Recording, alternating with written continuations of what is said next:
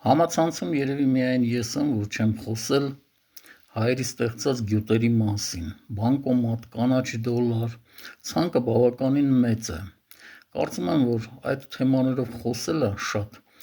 այնքան էլ ճիշտ չի, բայց նկատել եմ, որ այդ ցանկի մեջ մի գյուտ կա, որ ընդհանրապես չեն ներառում, դա արևային պանելներն են,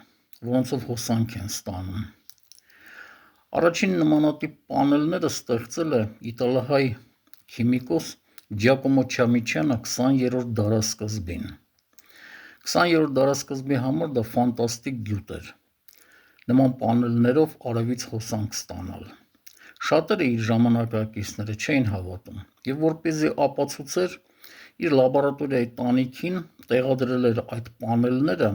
և իր լաբորատորիայի հոսանքը ստանում էր այդ պանելներից, Ջակոմո Չամիչյանը մեկ այլ ռեկորդի հեղինակ է նաև, 9 անգամ ներկայացված է եղել Նոբելյան մրցանակի, ոչ մի անգամ չի ստացել։